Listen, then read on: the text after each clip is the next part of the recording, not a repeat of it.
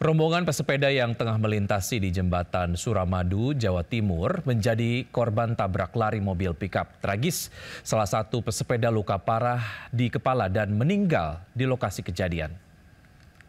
Selamat pagi, mohon dikira melaporkan unit 801 personil PJ Jatim 8 Suramadu.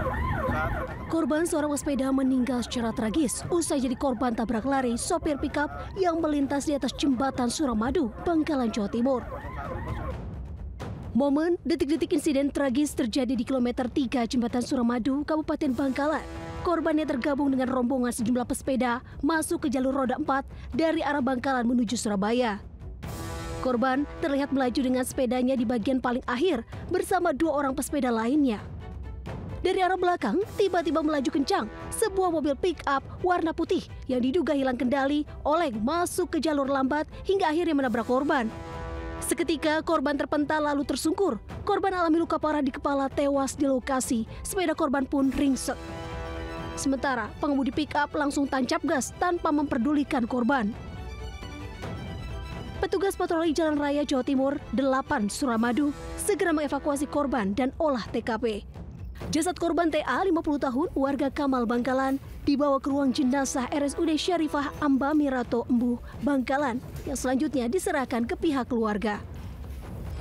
Dari penyelidikan sementara diduga sopir pickup mengalami microslip, hilang kesadarannya.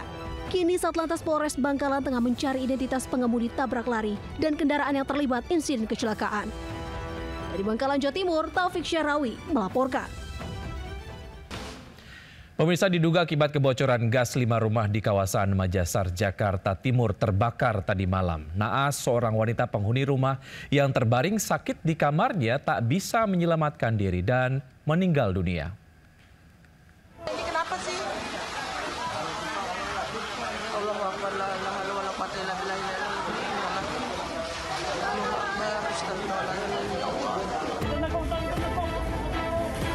Petugas pemadam kebakaran dibantu warga berjibaku memadamkan api yang membakar 5 rumah di kawasan padat penduduk Jalan Kerja Bakti, Kelurahan Makassar, Jakarta Timur, Minggu malam. Api padam 1 jam kemudian dengan pengerahan 12 unit mobil pemadam kebakaran.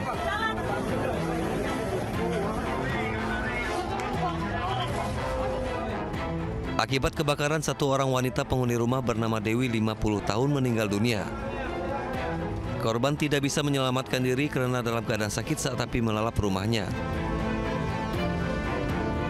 Dugaan kebakaran disebabkan oleh tabung gas bocor di salah satu rumah. Jasad korban dievakuasi oleh petugas menggunakan ambulans untuk selanjutnya diserahkan ke pihak keluarga. Kasus kebakaran ini dalam penyelidikan pihak kepolisian sektor Makassar. Dari Jakarta, tim liputan iNews melaporkan. Seorang warga terjepit rel saat melintasi pintu perlintasan kereta api di Bogor, Jawa Barat. Korban yang berhasil ditolong oleh petugas pemadam kebakaran mengalami luka ringan karena terjepit selama 30 menit.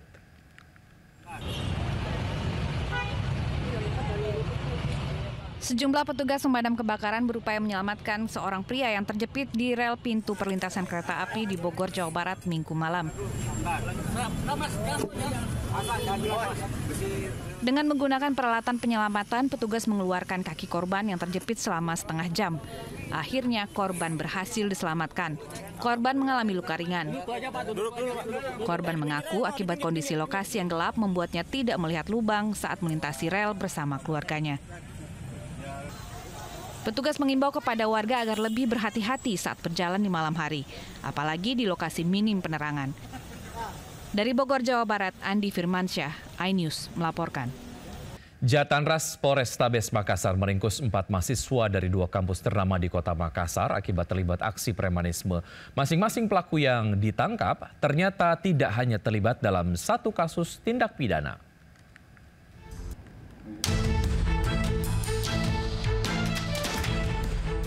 Viral, seorang mahasiswa dikeroyok hingga terlibat adu jotos di kantin kampus Universitas DIPA Makassar.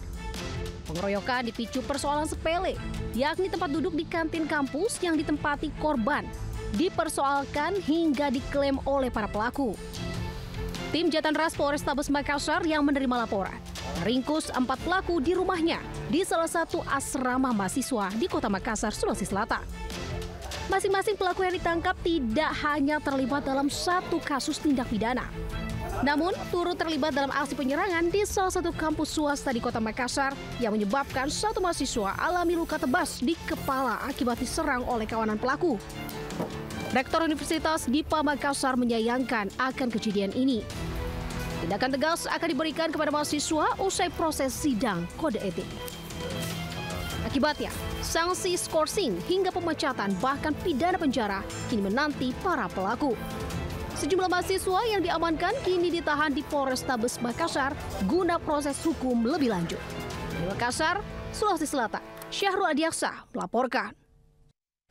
Seorang oknum anggota TNI Angkatan Udara bersama istrinya terlibat cekcok dengan seorang pedagang wanita di kawasan kuliner Maros, Sulawesi Selatan.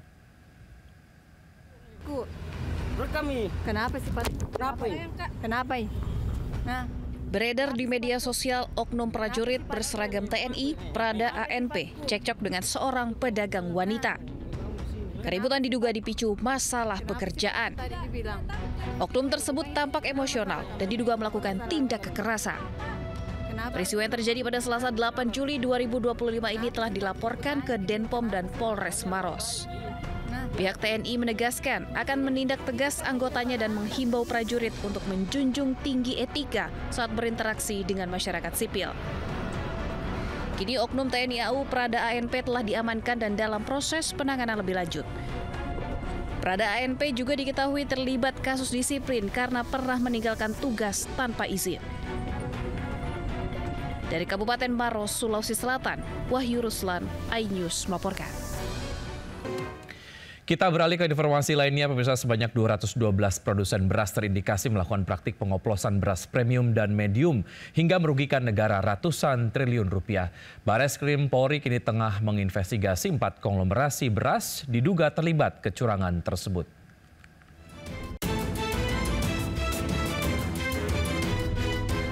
Kementerian Pertanian membuat geger publik dengan membongkar dugaan praktik kecurangan kualitas beras yang beredar di masyarakat. Dari hasil pengecekan sampel di puluhan daerah termasuk Jabodetabek, Yogyakarta, Lampung, dan Sulawesi Selatan, ditemukan 212 produsen beras diduga melakukan praktik oplosan beras premium dan medium. Modus lainnya yang ditemukan, produsen beras mengurangi takaran tidak sesuai dengan berat yang dicantumkan di kemasan. Menteri Pertanian Amran Sulaiman menyatakan temuan itu telah dilaporkan ke Bareskrim Polri, Satgas Pangan, dan Kejagung.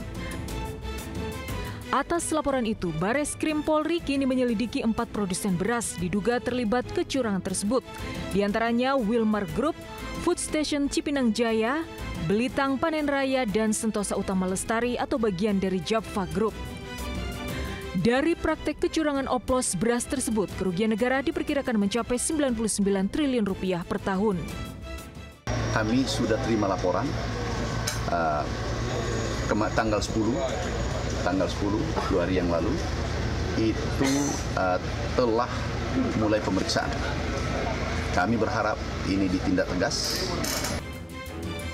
Kementerian Pertanian mengultimatum kepada para pengusaha beras untuk tidak coba-coba melakukan praktik kecurangan oplosan beras yang merugikan ratusan juta konsumen. Tim Liputan iNews melaporkan.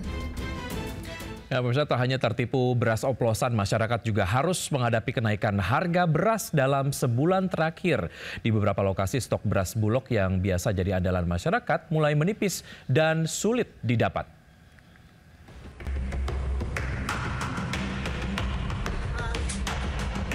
Harga beras di sejumlah pasar tradisional di Sidoarjo, Jawa Timur terus naik dalam sebulan terakhir. Di Pasar Larangan, harga beras premium berada di kisaran Rp14.600 dari sebelumnya Rp14.000 per kilo. Sementara harga beras premium di kisaran Rp13.409 per kilo, padahal sebelumnya sekitar Rp12.000 hingga Rp13.000 per kilo. Selain harga beras yang terus naik, stok beras Bulog juga mulai langka. Padahal beras Bulog banyak diburu warga karena harganya terjangkau. Kenaikan harga beras membuat penjualan seret. Pedagang biasanya mampu menjual 20 ton per bulan, kini hanya terjual 7 ton saja. Kenaikan harga beras juga terjadi di Banda Aceh. Di tingkat pedagang pasar, harga beras premium naik sekitar Rp20.000 per karung ukuran 15 kg atau kini dijual Rp240.000. Padahal beras jenis itu banyak dikonsumsi oleh masyarakat luas. Selain harganya naik, menurut pedagang, suplai pedagang ke pasaran juga tersendat karena musim panen padi belum tiba. Tim Liputan iNews melaporkan.